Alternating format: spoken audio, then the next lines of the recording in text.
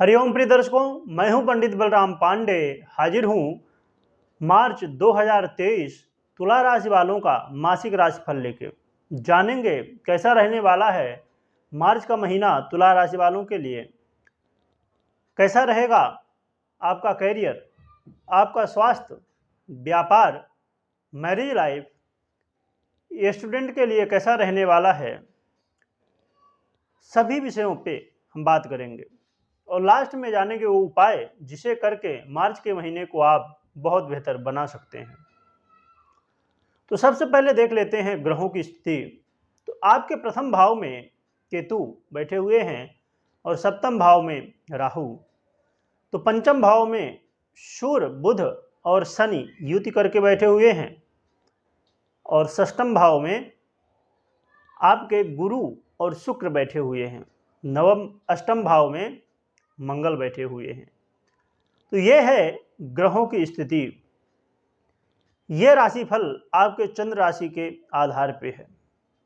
तो आइए सबसे पहले बात कर लेते हैं स्वास्थ्य की। तो आपके प्रथम भाव में केतु बैठे हुए हैं और आपके राशि के अधिपति षष्ठम भाव में बैठे हुए हैं। तो कहीं ना कहीं देखा जाए तो स्वास्थ्य बहुत अच्छा नहीं कहा जाएगा, क्योंकि राहु की दृष्टि भी आपके प्रथम भाव में पड़ रही है। परंतु जब शुक्र 12 मार्च के बाद आ जाएंगे सप्तम भाव में, तब से आपका स्वास्थ्य बेहतर रहेगा। 12 मार्च के पहले थोड़ा आपको ध्यान रखना होगा, परंतु 12 मार्च के बाद आपका स्वास्थ्य अच्छा होने वाला है। स्वास्थ्य की जो भी समस्याएं होंगी वो दूर होंगी, क्योंकि शुक्र अपनी राशि में दृष्टि डालेंगे, जो कि राहु की भी दृष्टि है। तो राहु कहीं ना कहीं भ्रम पैदा करेंगे, आपको भ्रमित नहीं होना है, परंतु शुक्र के आने की वजह से बेहतर हो जाएगा। और अब बात कर लेते हैं लव लाइफ की। तो लव लाइफ के दृष्टिकोण से देखा जाए तो पंचम भाव में शनि देव खुद बैठे हुए हैं अपनी ही राशि के होके, मूल त्रिकोण राशि के होके। परंतु राहु की जो दृष्टि पड़ रही है प्रथम भाव में, तो लव लाइफ तो बेहतर रहेगी, परंतु थोड़ा आपको भ्रमित नहीं होना है। किसी की दूसरी बातों को, कोई यदि दूसरा कोई कुछ बात कहता है आपके लव लाइफ को लेके, उसको नहीं सुनना है। आपको अपनी और अपने लव पार्टनर की बात को ही सुनना है और समझना है। यदि तीसरे की बात सुनने की कोशिश करेंगे और शक करेंगे तो कहीं ना कहीं लव लाइफ में समस्या होगी। यदि शक करने से बचते हैं तो लव लाइफ बेहतर रहने वाली है। स्टूडेंट की बात करें तो स्टूडेंट के लिए भी बहुत अच्छा मौका रहने वाला है, क्योंकि बुधादित्य योग भी बन रहा है, परंतु कुछ समय के लिए।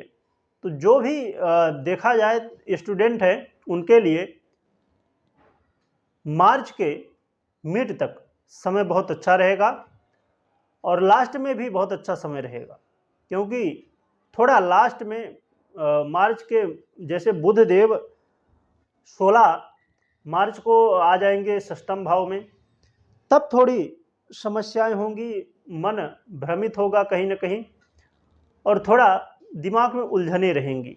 परंतु 16 मार्च के पहले बहुत अच्छा रहने वाला है। फिर भी शनि देव तो अपने ही राशि के बैठे हुए हैं। थोड़ा यदि आप मेहनत करते हैं, आलस्य करने से बचते हैं, तो आप अपनी स्टूडेंट जर्नी को मार्च के महीने में बहुत अच्छा बना सकते हैं।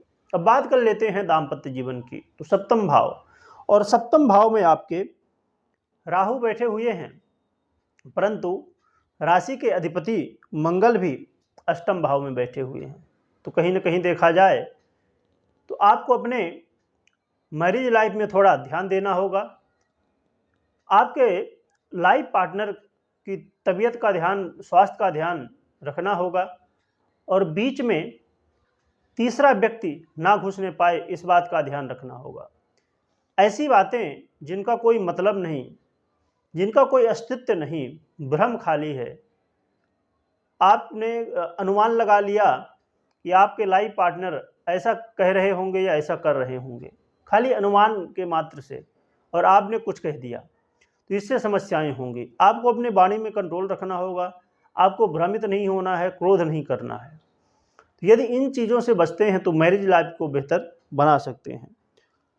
और कहीं ना कहीं शुक्र भी आने वाले हैं आपके सप्तम भाव में, और शुक्र आने वाले हैं 12 मार्च से, तब थोड़ी सुधार होगा। जो थोड़ी अनबन ये बीच में होने वाली है पहले, वो थोड़ी दूर होगी, परंतु आपको इस बात का ध्यान रखना कि भ्रमित नहीं होना है, किसी तीसरे व्यक्ति को अपने बीच में नहीं आने देना है, इस बात का ध्यान रखना होगा। अब बात कर लेते हैं करियर की। तो करियर की बात करें तो आपके करियर चंद्रमा है राशि के अधिपति, जो राशि करियर के क्षेत्र में दशम भाव में है, उसके अधिपति चंद्रमा है। और चंद्रमा जानते हैं कि कहीं ना कहीं भ्रमित की स्थिति पैदा करेंगे। क्यों? क्योंकि चंद्रमा सवा 2 दिन में ही अपनी राशि परिवर्तन करते रहते हैं। तो करियर और बिजनेस दोनों में कहीं ना कहीं ये स्थिति बनेगी कि भ्रम कभी अच्छा तो कभी बुरा। मान लीजिए जैसे एकादश भाव में चंद्रमा आ गए तो अच्छा रिजल्ट देने लगेंगे, और द्वादश भाव में चले गए तो कहीं ना कहीं नुकसान कराने लगेंगे। तो ऐसे करके ऊपर नीचे की स्थिति बनने वाली, अप डाउन रहने वाला है। और यदि व्यापारियों की बात करें तो व्यापारियों के लिए भी ऐसा ही माहौल बनेगा, परंतु 12 मार्च के बाद थोड़ी स्थिति व्यापारियों के लिए बेहतर हो जाएगी, क्योंकि शुक्र आ जाएंगे और अपने राशि को देखेंगे। तो जो भी निर्णय लेना हो या कार्य करना हो तो ज़्यादा श्रेष्ठ रहेगा 12 मार्च के बाद, क्योंकि शुक्र अपनी ही राशि को जैसे देखेंगे, दृष्टि डालेंगे तो बेहतर करेंगे। अपने घर को कोई भी बिगाड़ना नहीं चाहता है। तो प्रिय दर्शकों, ये रहा आपके मार्च के महीने का राशिफल। अब हम जान लेते हैं उपाय। उपाय आपको करना क्या है कि भगवान शिव की आराधना करना है और हनुमान जी की शरण भी आपको लिए रहना है। इससे आपका जो मन है शांत रहेगा और भ्रमित नहीं होंगे, और अपने हर एक कार्य को बेहतर कर सकेंगे और स्वास्थ्य को भी बेहतर बना सकेंगे। और साथ में भगवान सूर्य को भी अर्घ देना है। तो इन बातों का ध्यान रखें और मार्च के महीने को बहुत अच्छे ढंग से बिताएं। यदि आप दैनिक राशिफल देखना चाहते हैं, मासिक राशिफल या वार्षिक राशिफल देखना चाहते हैं, और ज्योतिष से जुड़ी हुई, सनातन धर्म से जुड़ी हुई और भी जानकारियाँ प्राप्त करना चाहते हैं, तो इस चैनल में विजिट करें और सब्सक्राइब करें। बहुत बहुत धन्यवाद।